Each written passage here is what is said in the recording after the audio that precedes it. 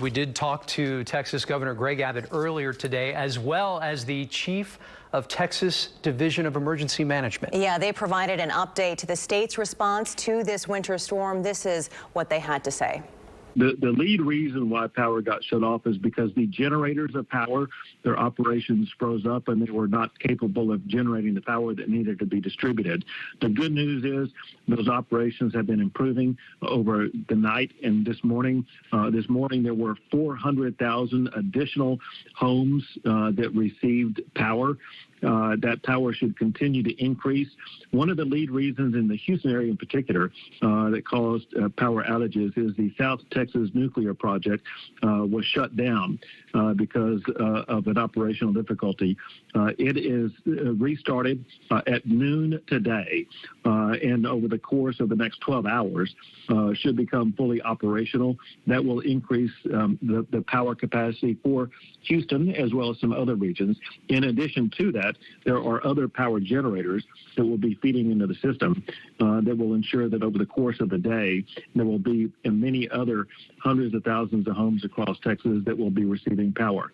In addition to that, one thing that I find, and I think Texans find completely unacceptable, is the way that ERCOT has handled this situation.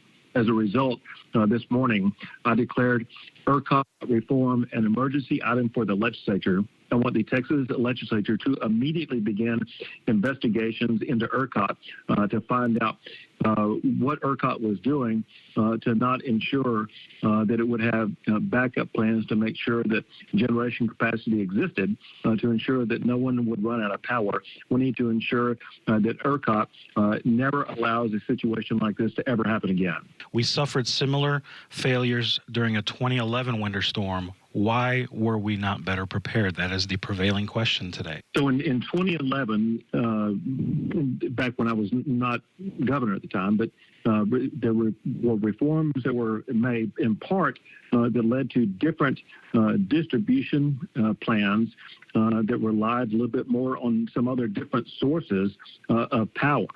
And those will be among the things that the Texas legislature will evaluate, because what the Texas legislature this year needs to do is to reevaluate what was done in 2011 to determine if maybe that was the wrong calculation and wrong approach at the time, and to recalibrate based upon this, once-in-a-century episode that we are dealing with right now.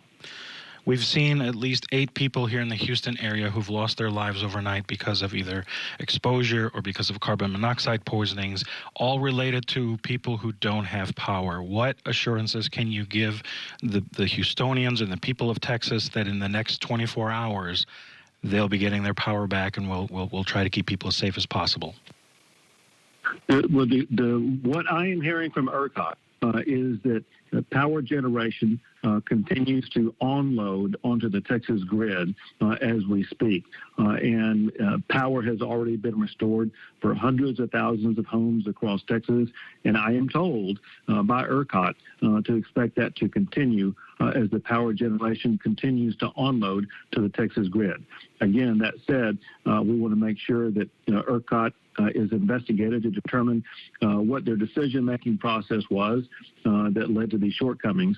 But also we have deployed Texas National Guard to the Houston area to assist with anybody to make sure that they're going to be in a safe, warm environment as they wait for the power to come back online. Governor, do you know when those troops are scheduled to be here in the Houston area? They are already there. And Chief Nimkid is on the phone line right now. He can help tell you exactly where people can contact to get a hold of those National Guard troops that are already there in the Houston area. 211 and the local Office of Emergency Management there is our point of contact in supporting our local government partners. So there are dozens of warming centers across the greater Houston area right now. You can call 311 to get the address of those locations. If you cannot get through to 311, you can call Texas 211. And we have over 197 warming centers across Texas. If you can safely get to a warming center, we encourage you to do that. If you cannot, ask your local partners for help, and then we will support them by sending in either Parks and Wildlife or the Texas Military Department or the Department of Public Safety or Texas Task Force 1. I mean, we've actually transported critical care workers and everything back and forth across the state now. So the resources are in place, but try to stay warm. Call 311 if you need additional help, and we have resources there to support them. Can you give me a quick synopsis of what exactly the National Guard troops will be doing here? What will their role be here? And it's been a varying role. I mean, when this thing started and we were dealing with ICE, they were helping move people off of the interstates and doing welfare checks all over the state for people that were trapped on the side of the road in cars. As we continue to transition now with this response, we would, if we need to set up additional warming centers, we'll put National Guard in there to run the warming centers, much like we do hurricane evacuation shelters. So those resources are available and in place now if requested. We're going to continue to press on all the power generators to make sure they get power up and running as quickly as possible.